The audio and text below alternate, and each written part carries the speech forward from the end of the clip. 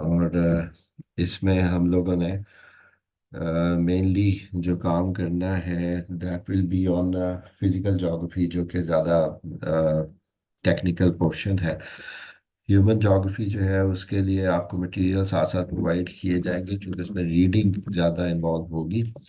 लेकिन लेक्चर्स उसके भी डिलीवर होंगे, लेकिन उसमें चूंकि इतनी कम्प्लेक्सिटी नहीं है, इसलिए उसके शॉर्ट टॉपिक्स कवर हो सकेंगे, या लेक्चर्स जो है वो शॉर्ट लेक्चर्स ही होंगे। अ, सबसे पहले जो चीज़ है दैट इज़ कि हम लोगों ने कौन कौन से पोर्शंस कवर करने हैं। फिजिकल ज्योग्राफी इसकी आउटलाइन आपसे शेयर कर दी जाएगी अभी ग्रुप में, और उसी आउटलाइन और जो कंटेंट है उसको आपने फॉलो करना है। The book that will be used is physical geography by Sarfaraz Ahmad Bajwa. Sarfaraz Ahmad Bajwa की किताब से आपने मोस्टली टॉपिक कवर करने हैं, लेकिन उसके अलावा आपको जो है वो एडिशनल बुक्स और नोट्स जो हैं वो भी प्रोवाइड किए जाएंगे। फिजिकल ज्योग्राफी में जो पहली चीज़ आपके सामने आती है दैट इज कि इसके सेग्रीगेशन क्या है। फिजिकल ज्योग्राफी का पेपर, इसके 5 पार्ट्स हैं।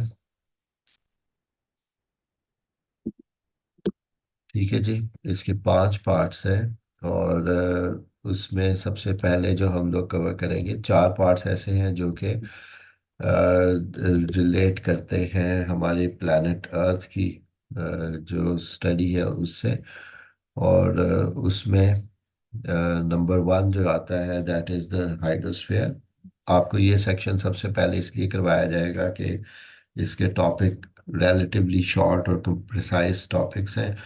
और ये सेक्शन तकरीबन 5 टॉपिक्स पे मुश्तमिल है।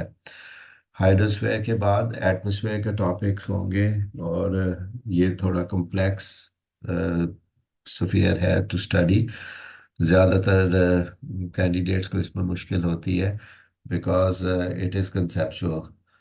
इससे अगला सेक्शन जो होगा वो होगा biosphere. Biosphere relates to the life and the living planet. और बायोस्फीयर में जो आप चीज़ देखते हैं, it is actually about the biomes and ecosystems. एक वो टॉपिक रिपीटेडली आता है, और दूसरा सॉइल्स का टॉपिक जो है वो रिपीटेडली आप देख सकते हैं। ठीक है जी, तो ये 3 मेजर सेक्शंस तो यहाँ पे जो बनते हैं वो ये हैं। उसके बाद चौथा सेक्शन जो है that is of lithospheric study. और लिथोस्फेयर जो है that is related to the solid part of the planet, यानी कि जो प्लैनेट अर्थ है उसकी जो स्ट्रक्चर और उसके ऊपर जो रॉक्स अवेलेबल हैं, और जो फीचर्स जो एग्जिस्ट करते हैं। रिकॉर्डिंग आपको एडमिन प्रोवाइड करेगा। मेरे पास राइट्स नहीं होंगे, ये क्लाउड पे जाती है recording. So you can actually, हाँ जी, रिकॉर्डिंग हो तो रही है, लेकिन उसकी अवेलेबिलिटी कितने टाइम के लिए है वो एडमिन ने डिटरमिन करनी है। अभी मुझे जो थोड़ा सा इस जूम के वर्जन में इशू आ रहा है वो है एनोटेशंस कहाँ पे आ रही है। वो अगर 1 मिनट में देख लूँ कि किस जगह पे है।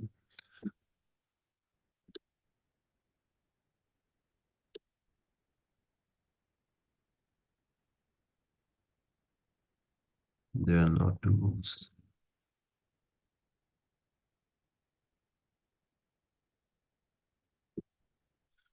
ओके, सो जब हम हाइड्रोस्फीयर की बात करते हैं तो ये लिथोस्फीयर को ही सराउंड कर रहा है।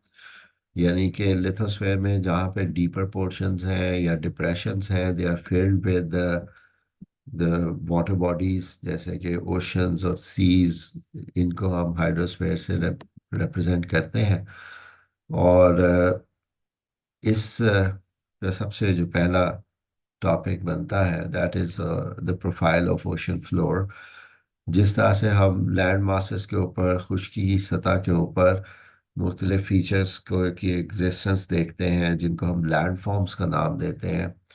और land forms actually refer to the surface relief, जैसे माउंटेन्स हैं, जैसे प्लेन्स हैं, जैसे कि प्लेटोज हैं, इनको हम लैंड फॉर्म्स का, यानी कि फॉर्म्स ऑफ द लैंड, या फिर जो जो जियोमॉर्फिक फीचर्स की टर्म भी आपने देखी होगी पास्ट पेपर्स में, इसको रेफर किया जाता है। और लैंड फॉर्म्स, जिस तरह से हमें पहाड़, मैदान और प्लेटोज या जो सतह मुर्तफा होती है वो हमें ज़मीन की सतह पे नज़र आती है, ऐसे ही फीचर्स आपको अंडरग्राउंड, अंडर वाटर भी नज़र आते हैं, सबमर्ज्ड भी नज़र आते हैं। इस टॉपिक का हम जब कवर करते हैं, जी अभी मैं शेयर नहीं कर रहा था, बेसिकली ओवरव्यू दे रहा हूँ। Now I have change the slide, और यही एक स्लाइड या एक ही डायग्राम जो है इस टॉपिक के लिए रिक्वायर्ड है। और इसमें आप ऑब्जर्व कर सकते हैं कि जिस तरह से कहीं पे डीप पोर्शंस हैं सी फ्लोर में, और कहीं पे माउंटेन्स हैं, और कहीं पे स्लोप्स अवेलेबल हैं on the edges of the continents. So इसको हम कन्फिग्रेशन ऑफ सी फ्लोर का टाइटल भी दे सकते हैं, इसको हम प्रोफाइल ऑफ ओशन फ्लोर भी कहते हैं। सबसे पहला फीचर, जब हम समंदर की तरफ अप्रोच करते हैं, आप cursor, you can view the cursor, I think cursor visible है आपको,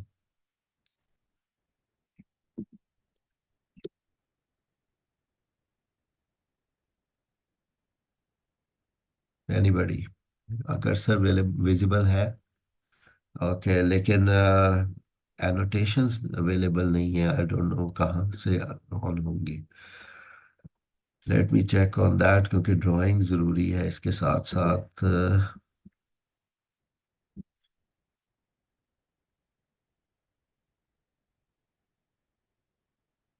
समरी की ऑप्शन है, एआई की है।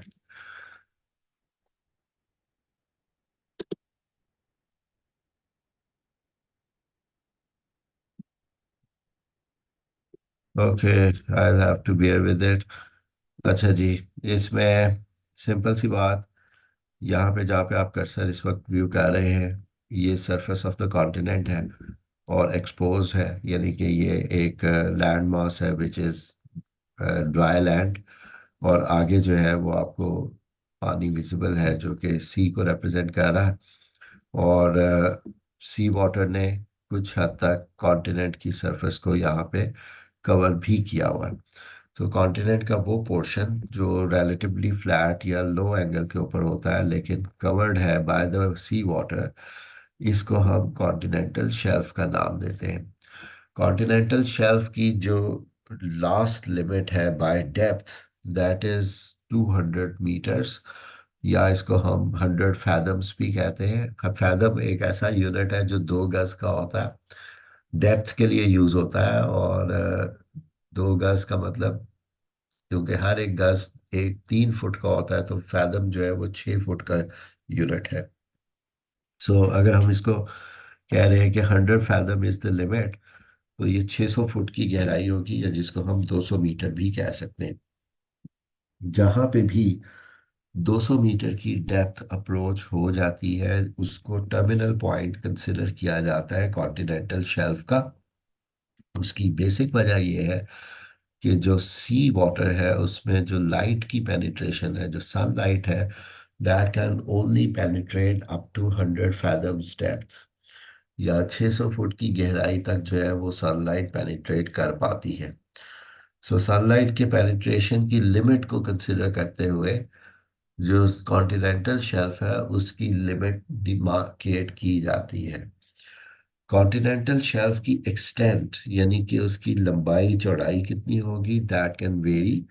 जैसे यहाँ पे आप ऑब्जर्व कर सकते हैं कि ये flatter portion, relatively general portion जो है वो एक डेप्थ तक जा रहा है, लेकिन जैसे ही 600 फुट की गहराई ख़त्म हो गई, चाहे वो इस पॉइंट पे आ जाए, तो इसी जगह पे टर्मिनेट हो जाएगी कॉन्टिनेंटल शेल्फ, क्योंकि 600 फुट की जो क्रिटिकल लिमिट है वो यहाँ पे आके मीट कर रही है। कॉन्टिनेंटल शेल्फ इकोनॉमिकली बहुत इंपॉर्टेंट होती है, जितनी ये ब्रॉड होगी उतना वहाँ पे ऑफशोर फॉसल फ्यूल्स की अवेलेबिलिटी ज़्यादा होगी, क्योंकि ये एक इल्यूमिनेटेड पोर्शन है, और यहाँ पे फोटोसिंथेसिस की पॉसिबिलिटी ज़्यादा होने की वजह से आपको मेरीन प्लांट लाइफ जो है या मेरीन वेजिटेशन जो है वो ज़्यादा से ज़्यादा कॉन्टिनेंटल शेल्फ पे मिलती है। उसके ऊपर डिपेंडेंट जो फिश स्पीशीज हैं वो भी काफ़ी अबंडेंट होती हैं, सो इसलिए जो फिशिंग है वो बहुत ज़्यादा इम्पॉर्टेंट एक्टिविटी बन जाती है कॉन्टिनेंटल शेल्फ एरिया की।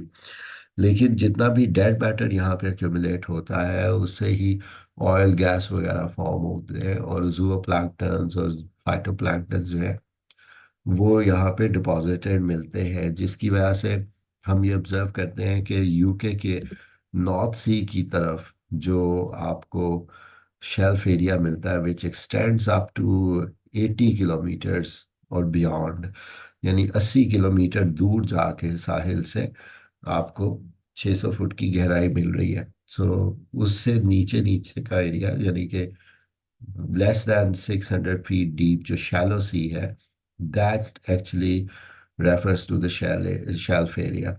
और वो बड़ी वास्ट शेल्फ है जहाँ पे ऑफशोर ड्रिलिंग की गई है for coal and gas, oil and gas. ठीक है जी। शेल्फ से नेक्स्ट फीचर जो आता है उसको हम कॉन्टिनेंटल स्लोप कहते हैं। ये कॉन्टिनेंट की टॉप सरफेस नहीं है बल्कि ये साइड ऑफ द कॉन्टिनेंट है, यानी कॉन्टिनेंट्स जो है वो रेस प्लेटफॉर्म्स की तरह के फीचर्स हैं। और this side actually plunges into the deep sea or the sea floor. So continental slope basically side of the continent को रिप्रेजेंट करती है, या बैंक ऑफ द सी या ओशन को रिप्रेजेंट करती है। It has a certain angle.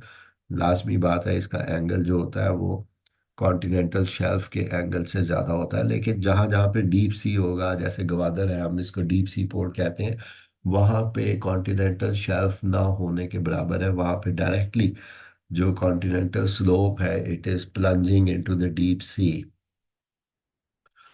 Continental slope then merges into the abyssal plane.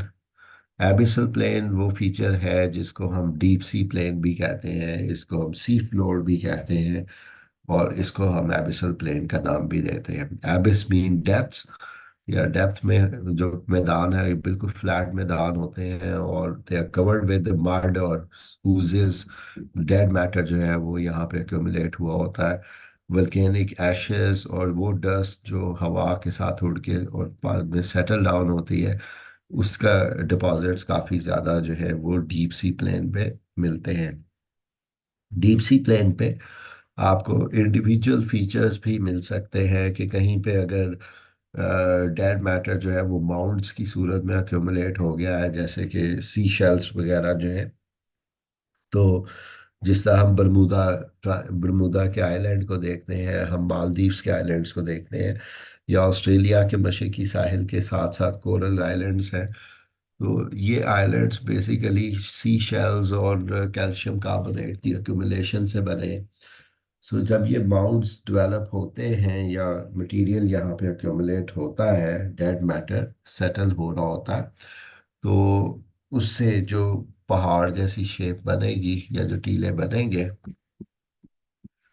उनको हम सी माउंट्स का नाम देते हैं। ठीक है, तो these are actually called sea mounts. और इनको हम अगर थोड़ा सा ऐसे देखें कि जिस तरह से प्लेटो होती है, what is basically the difference between the plateau and the sea mount, या जो प्लेटो और माउंटेन में डिफरेंस होता है वो आप यहाँ पे भी देख सकते हैं कि प्लेटो जो होती है वो फ्लैट टॉप्ड होती है, वो रेस प्लेटफॉर्म होगा लेकिन ऊपर से फ्लैट होगा। और माउंटेन जो होता है वो basically narrow at the tip, या आप कह सकते हैं कोनिकल शेप का होता है। It has broad base but narrow tip. लेकिन जो प्लेटो होती है वो जितना उसका बेस ब्रॉड होता है उतना ही वो टॉप से भी ब्रॉड होती है, यानी एरिया ऑलमोस्ट सेम होता है। सो जो प्लाटोस या जो सब मेरीन प्लाटोस आपको समंदर में मिल रही हैं उनके लिए टर्म यूज की जाती है गियोट की। सो गियोट इज अ सबमेरीन प्लाटो। इसकी फॉर्मेशन दो तरह से हो सकती है। Either it is accumulation of lava, कि सोलिडिफाइड लावा जो है वो वल्केनोस जो फॉर्म होते हैं उनसे ये बन जाए। सी माउंट के लिए भी सेम केस, सिर्फ शेप में डिफरेंस है। और दूसरा केस जो है वो डेड मैटर की एक्यूमुलेशन का है, कि डेड मैटर जो है वो एक्यूमुलेट हो गया तो उससे भी ये फॉर्म हो सकते हैं। ठीक है, नेक्स्ट जो चीज़ आती है वो दो फीचर्स हैं, जिसमें एक मिड ओशियानिक रिज है और दूसरा जो है वो ट्रेंच का फीचर है। ठीक है, जब क्वेश्चन अटेम्प्ट किया जाएगा, जेनेरिक क्वेश्चन होता है, जनरल प्रोफाइल पूछी जाती है पेपर्स में, आप देखेंगे तो सबसे पहले आपने कॉन्टिनेंटल शेल्फ को डिस्कस करना है। उसके बाद कॉन्टिनेंटल स्लोप की बारी आएगी, कॉन्टिनेंटल स्लोप के बाद सी फ्लोर का हेडर आएगा। लेकिन एक और चीज़ ऐड हो सकती है जो कि कॉन्टिनेंटल स्लोप और सी फ्लोर से पहले एग्जिस्ट करती है। इसको हम कहते हैं कॉन्टिनेंटल राइज। सो यहाँ पे हम ऑब्जर्व कर सकते हैं डायग्राम में कि कॉन्टिनेंटल शेल्फ है, कॉन्टिनेंटल शेल्फ के बाद जब 600 फुट की गहराई क्रॉस हो चुकी तो फिर उसके बाद आप देख रहे हैं कॉन्टिनेंटल स्लोप है। कॉन्टिनेंटल स्लोप के बेस पे एक एडिशनल फीचर कहीं कहीं पे एग्जिस्ट करता है, जिसको हम कॉन्टिनेंटल राइज कहते हैं।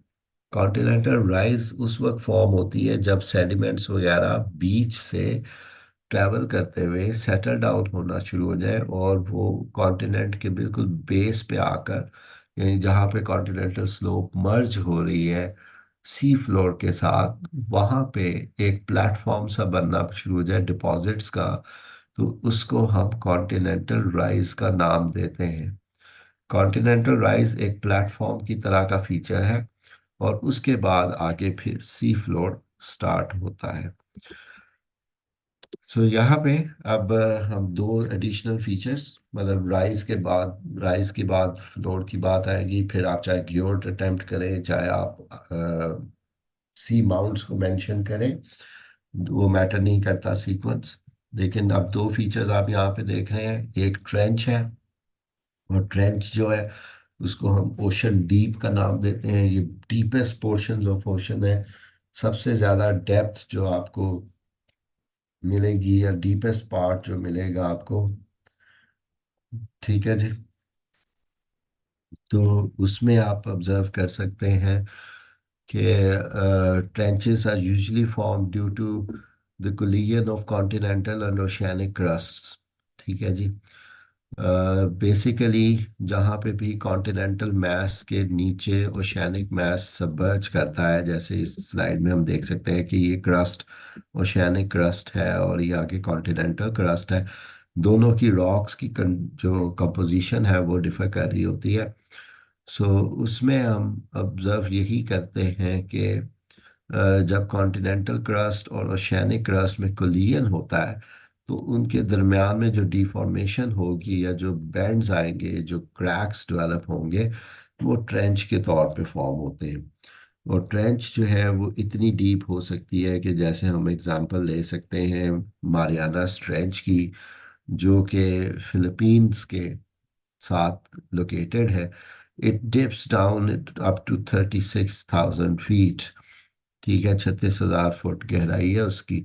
इसी तरह से जापान ट्रेंच है, जापान के आइलैंड्स के साथ, इसकी डेप्थ 30,000 फुट यानी 10,000 मीटर तक जाती है। नेक्स्ट जो हम देखते हैं, दैट इज अ फीचर जिसको मिड ओशन रिज का नाम दिया जाता है। मिड ओशियानिक रिजेस जो होती हैं ये बेसिकली आपको नजर आएंगी उन जगहों पे जहाँ पे सी फ्लोर डायलेट होता है, जहाँ पे स्प्रेड हो रहा है, या सी फ्लोर जो है उसकी स्प्रेडिंग हो रही है by the tensional forces when it is diverging. तो जहाँ पे डाइवर्जेंट मूवमेंट्स होती हैं सी फ्लोर की, या समंदर का फर्श जो है फटना शुरू करता है, तो वहाँ पे जो क्रैक्स डेवलप होते हैं उसमें से मैग्मा राइज करके एक पूरी की पूरी फिशर टाइप, जैसे यहाँ पे आपको क्रैक्स नजर आ रहे हैं, तो इस क्रैक से मैग्मा बाहर आता जाएगा और इस तरह के कंटिन्यूस माउंट्स जो है वो फॉर्म करता रहेगा। सो ये सीक्वेंस चलता रहता है और जो मुख्तलिफ माउंट्स और मुख्तलिफ माउंटेन रेंजेस की सीरीज जो है वो बनती जाती है। जैसे हम अटलांटिक ओशन में देखते हैं तो मिड अटलांटिक रिज जो है वो बड़ा एक प्रोमिनेंट फीचर है, जो कि नॉर्थ से लेकर साउथ तक, यानी नॉर्थ पोल से साउथ पोल अंटार्कटिका तक फैला हुआ सीरीज है वल्केनोज की, जो कि वहाँ पे उस ओशन फ्लोर के क्रैकिंग की वजह से फॉर्म हुई है। यहाँ तक जो आपका सवाल है या जो आपका क्वेश्चन अटेम्प्ट होता है, ये है जब जनरल क्वेश्चन पूछा जाए। लेकिन कई मर्तबा पास पेपर्स में आप देखेंगे कि सवाल जो है वो किसी एक स्पेसिफिक ओशन के बारे में पूछा गया कि आप उसकी प्रोफाइल बताइए। सो यहाँ पे दो प्रोफाइल्स आपके सामने हैं। एक टोपोग्राफिक प्रोफाइल ऑफ अटलांटिक, कि अटलांटिक ओशन की प्रोफाइल अगर पूछी जाएगी तो ज़रूरी नहीं है कि जो भी फीचर्स अभी हमने डिस्कस किए वो सारे के सारे यहाँ पे एग्जिस्ट कर रहे हों, मिल रहे हों। ठीक है, ये आपको फीचर्स अटलांटिक में कुछ और मिलेंगे, पैसिफिक में और मिलेंगे, फिर उन फीचर्स की का जो आप कह सकते हैं कि सीक्वेंस है, दैट आल्सो मैटर्स। ठीक है जी, कि उसके हवाले से अगर हम बात करें तो कौन सा कहाँ पे एग्जिस्ट कर रहा है, दैट वुड डिफर। ठीक है, जो सीक्वेंस रहेगा, हमेशा रहेगा, वो यही रहेगा कि कॉन्टिनेंटल शेल्फ होगी, उसके बाद लाजमन स्लोप होगी, उसके बाद आइदर राइज एग्जिस्ट कर रही है नहीं कर रही, लेकिन सी फ्लोर उसके बाद ही आएगा। ठीक है, तो इधर हम जो ऑब्जर्व करते हैं कि न्यू इंग्लैंड वो रीजन है जो कि नॉर्थ अमेरिकन साइड पे है।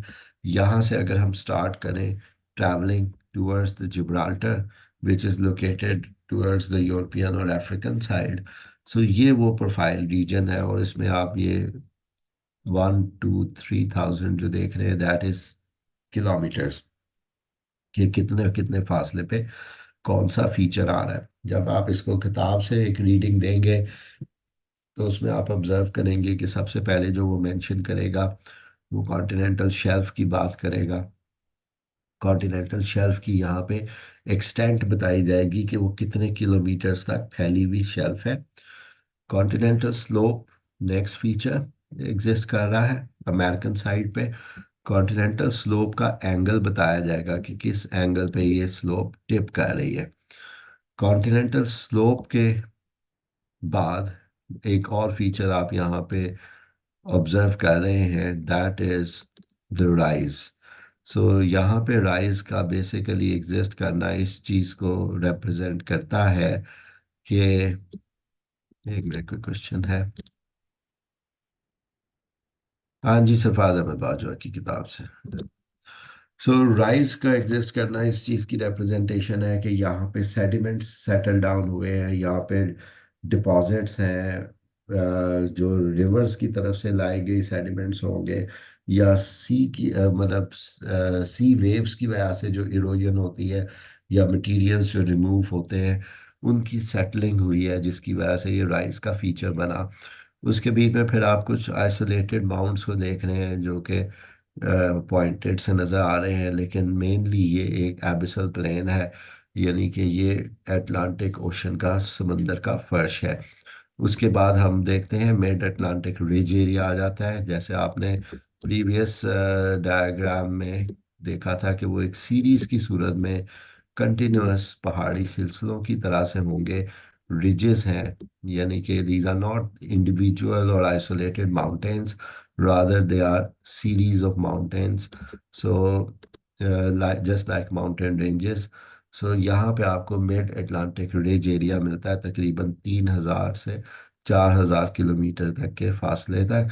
इससे आगे इसी में आपको एटलस समिट्स, कुछ प्रोमिनेंट बाहर निकले हुए फीचर्स, और अजोर्स जो कि इम्पॉर्टेंट आइलैंड्स हैं in the mid way of Atlantic, जिसमें जिसको आप कह सकते हैं कि between Europe and north America कुछ आइलैंड्स आते हैं जिनको अजोर्स कहा जाता है।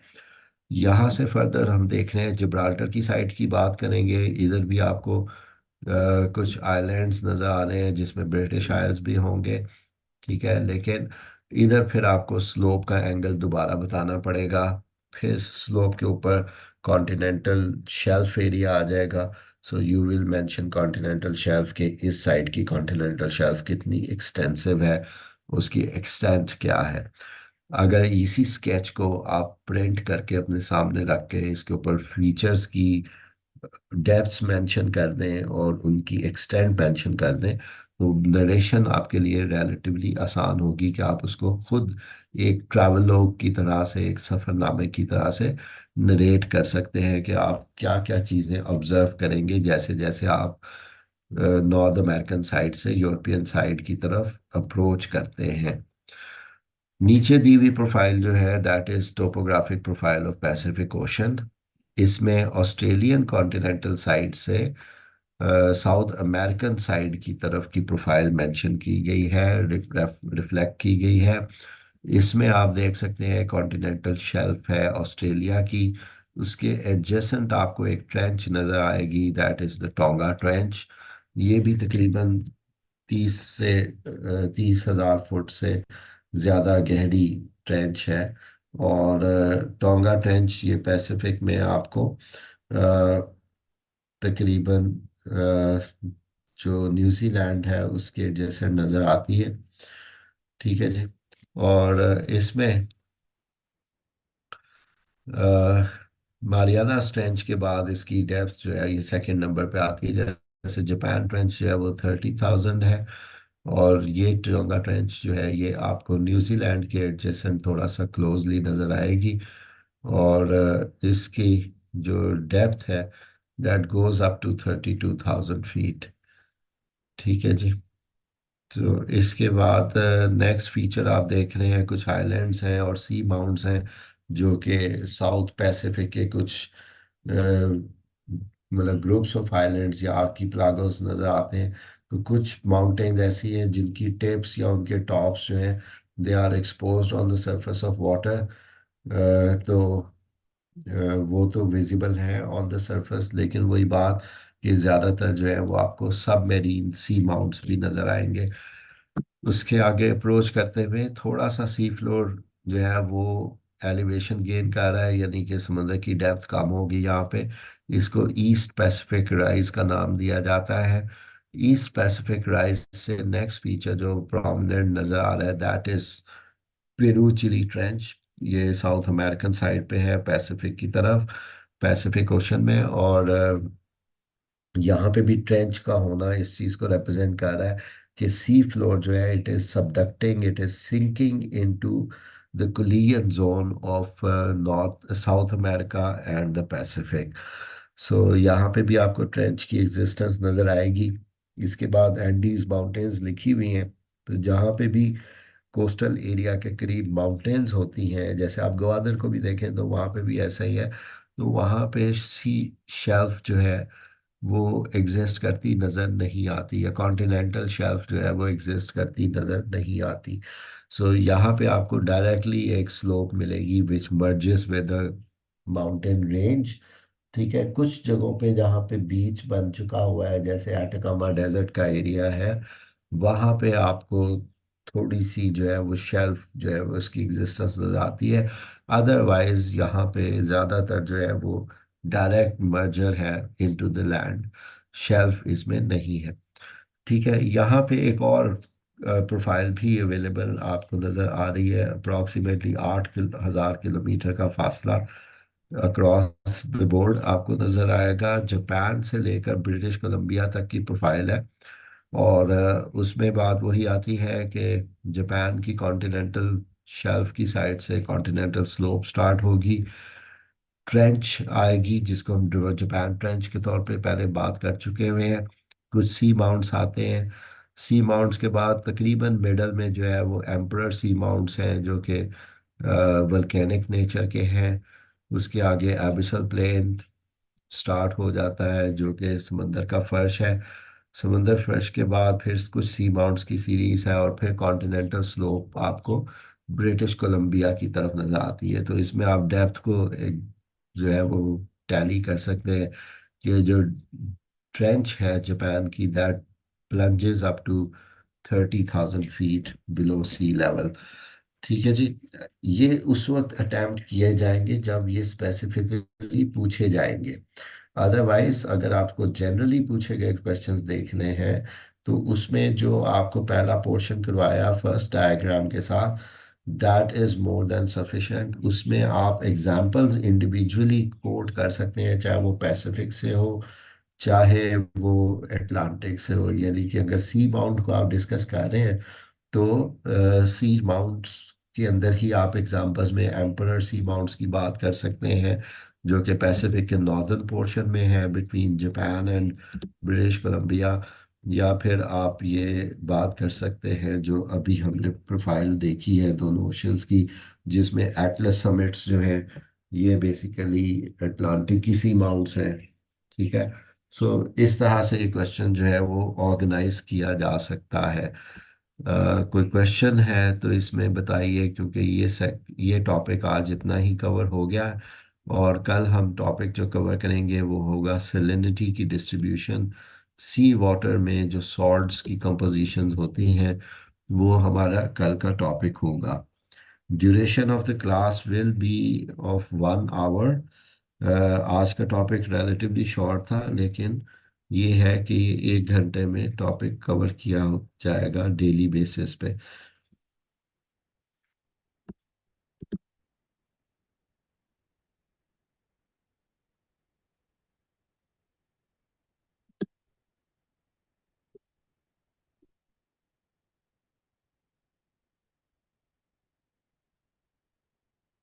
ठीक है जी।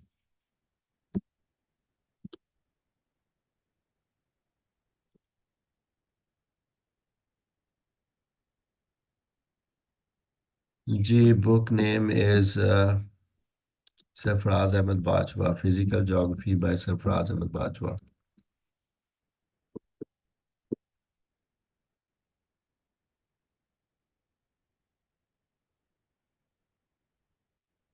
इसका न्यू एडिशन आप लेंगे तो इसमें आपको फिजिकल और ह्यूमन दोनों ज्योग्राफीज मिल जाएंगी जी। बेसिकली सेशन ड्यूरेशन क्या है जी? सेशन ड्यूरेशन डिपेंड्स कि हम कितनी स्पीड के साथ टॉपिक कवर करते हैं। दो के I require 40 hours of teaching. ठीक है, 40 घंटे की टीचिंग में कोर्स कंप्लीट होता है। सो अभी इस तरह से जैसे हम ये अटेम्प्ट कर रहे हैं और जिस तरह से ये लेक्चर अटेंड हो रहे हैं, इसका तरीकाकार यही है कि जो बी पेपर है वो, ये जिस तरह से अब टाइम बच रहा है थोड़ा सा 20 1 मिनट या 15 मिनट, उसमें आपको पेपर बी को भी साथ साथ कवर करवाया जाए तो आप इजीली मैनेज कर सकेंगे। 40 to 45 minutes would be required for paper A, और you may say physical geography topic। सो जो 15 से 20 मिनट होंगे उसमें आपको कुछ किताबें रेफर कर दी जाएंगी और उनसे आपको रीडिंग मटेरियल रेफर किया जाएगा। आप एज इट इज़, क्योंकि वो फैक्ट बेस्ड ज़्यादा है, उसमें आपको मेमोराइज करना है चीज़ों को, उसमें कॉन्सेप्ट्स कम है, तो वो आप एज इट इज़ वहाँ से कर सकते हैं।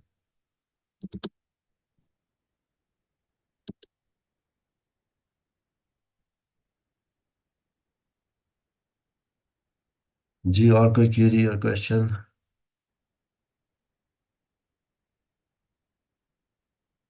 समिट्स, बेसिकली समिट्स है, एटलस समिट्स लिखा हुआ है, SMTS लिखा हुआ है। एटलस समिट्स यानी कि ये पीक्स हैं, एटलस माउंटेन्स। वैसे तो आपको पता होगा शायद जनरल नॉलेज में कि एटलस माउंटेन्स जो है ये मोरक्को में है, लेकिन एटलस समिट्स जो है ये बेसिकली अटलांटिक ओशन में है।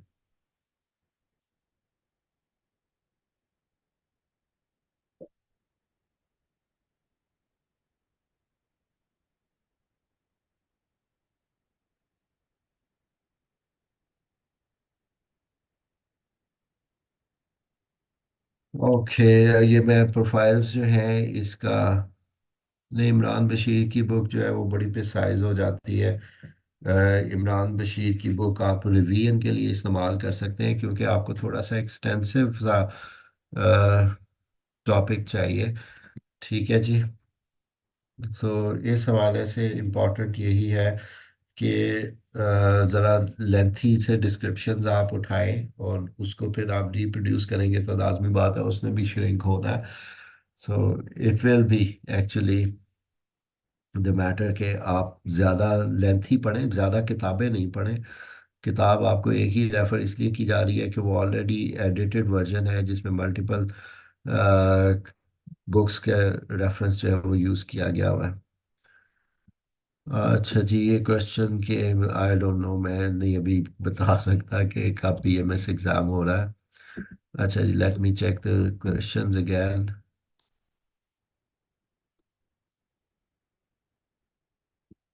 ओके, सेशन ड्यूरेशन हो गई।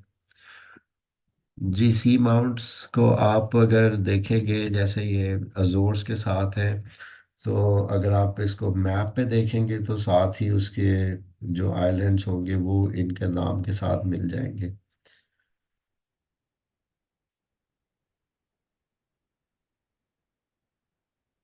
I share the map separately, ठीक है। एक बच्चे ने कहा कि मैप के ऊपर देख लें, तो ये फिजिकल मैप्स होते हैं। फिजिकल मैप आपसे वर्ल्ड का शेयर करूंगा, आप उसमें उसकी लोकेशन जो है वो फाइंड आउट कर सकेंगे। वो आपके ग्रुप में भेज दी जाएगी। जी, बेसिकली ये काफ़ी ज़्यादा डिबेट रही कि पता नहीं ये 2023 में पेपर के साथ क्या हो गया। प्रॉब्लम ये हुआ कि आमतौर पे जो पीएमएस में और सीएसएस में प्रॉब्लम मेजॉरिटी नज़र आता है टेक्निकल सब्जेक्ट्स में, वो ये होती है कि टॉपिक्स की रेपिटिशन एक ही पेपर में हो जाती है। जैसे आप सीएसएस का पेपर देखेंगे तो उसमें डिजीज का टॉपिक 20 नंबर का क्वेश्चन आया, लेकिन साथ में 10 नंबर का क्वेश्चन भी नोट्स में भी जो है वो आपको डिजीज का ही नज़र आया। होता इस तरह से है कि अगर मल्टीपल एग्जामिनर्स हों तो फिर वो दो मुख्तलिफ सेट्स बनाते हैं और वो सबमिट किए जाते हैं ऑफिस में। इन दोनों पेपर्स को बाद में मर्ज किया जाता है, उनमें से क्वेश्चन सिलेक्ट किए जाते हैं। क्वेश्चन सिलेक्शन का जो प्रोसेस है वो किसी टेक्निकल ज्योग्राफी के बैकग्राउंड के इंडिविजुअल ने नहीं करना होता, वो किसी क्लर्क ने करना होता है, किसी असिस्टेंट डायरेक्टर ने करना होता है। और जब वो इसको मर्ज करते हैं तो वो ये नहीं देखते कि ये टॉपिक सेम रिपीट हो रहा है कि नहीं हो रहा। आपको पीएमएस के पास पेपर्स में रॉक्स के टॉपिक एक ही पेपर में दो दो नजर आएंगे। आपको बायोम और इकोसिस्टम सेम टॉपिक जो है वो एक ही पेपर में एग्जिस्ट करता नजर आएगा। तो ये प्रॉब्लम हो जाता है कि एक जो एक बैलेंस होना चाहिए पेपर के अंदर वो वायलेट हो जाता है। ठीक है जी, वो रहता नहीं। दूसरी जो प्रॉब्लम आई है इस मर्तबा वो ये है कि कुछ एग्जामिनर्स जो हैं दे डोंट, या पॉलिसी भी हो सकती है कि टारगेट किया जाए सब्जेक्ट को, लेकिन पास पेपर अगर आप देखें तो that was the easiest paper in PMS history के। जो बी पेपर का देखा जा सकता है, जेनेरिक क्वेश्चन थे, जनरल क्वेश्चन भी थे, और बिल्कुल क्लियर कट क्वेश्चंस थे कि जिसमें कोई अनोमली नहीं हो सकती। और ऐसे स्टूडेंट्स जिनके ऑलरेडी 80+ मार्क्स की हिस्ट्री थी प्रीवियस अटेम्प्ट में, उनके भी 12-13 नंबर आए। और 12-13 नंबरों का मतलब तो यही लिया जाएगा कि आपने 5 क्वेश्चन अटेम्प्ट किए हैं तो हर क्वेश्चन में एवरेज 2 से 3 नंबर दिए गए। जबकि क्वेश्चन की नेचर ऐसी थी कि जो जिस तरह से भी इंसान अटेम्प्ट कर ले, क्योंकि जो कंपेटिटिव एग्जाम्स का जो एस्पिरेंट है उसका होराइजन ज़्यादा ब्रॉड होता है, क्योंकि he is actually covering more subjects simultaneously. तो लाजमी बात है कि ही कैन मैनेज, क्योंकि ऐसे की तैयारी भी करनी है और अनसीन जो पैराफ्रेजिंग होती है वो भी करनी है। तो इस हवाले से एक जो हम इसको ये तो नहीं कहेंगे कि कैंडिडेट्स की कोई गलती है, क्योंकि कैंडिडेट्स उसको इजीली अटेम्प्ट कर सकते थे और उन्होंने किया भी। लेकिन प्रॉब्लम यहाँ पे आ रही है क्योंकि it has been part of discussion के शायद एग्जामिनर ने पेपर जो है वो किसी और को हैंड ओवर किए हैं for checking, either in his family और समथिंग, जिसकी वजह से ये प्रॉब्लम क्रिएट हुआ कि मार्क्स जो है वो उस तरह से नहीं लगाएगा और पता नहीं किस तरह से इसको विक्टिमाइज किया गया। लेकिन this can happen in PPSC and FPSC on any time with any subject. So इसलिए ये एक मर्तबा हुआ है तो ये ट्रेंड तो नहीं बनेगा। Rather it might have been conveyed to the examiner as well कि ये किया क्या है।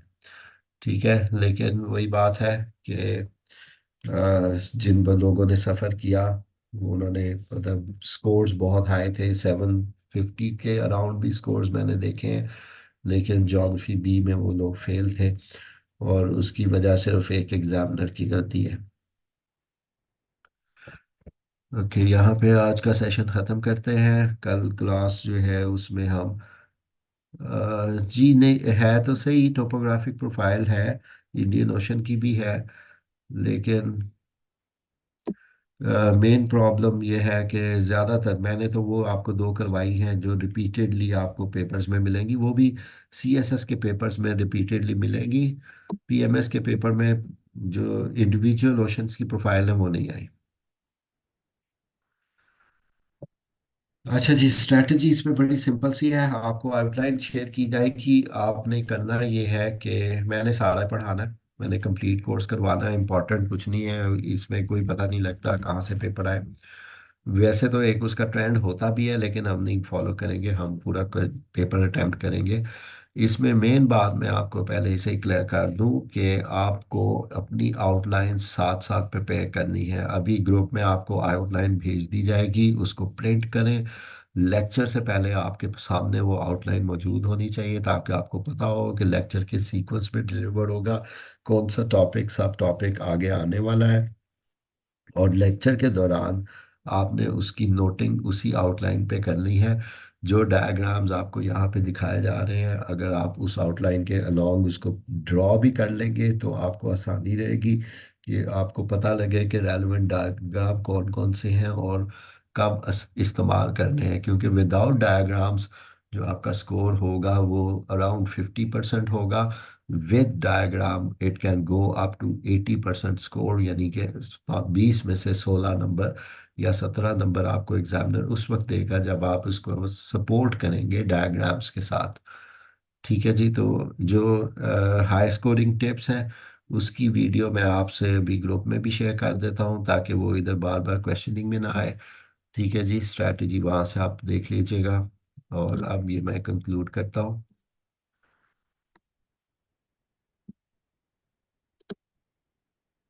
ओके जी।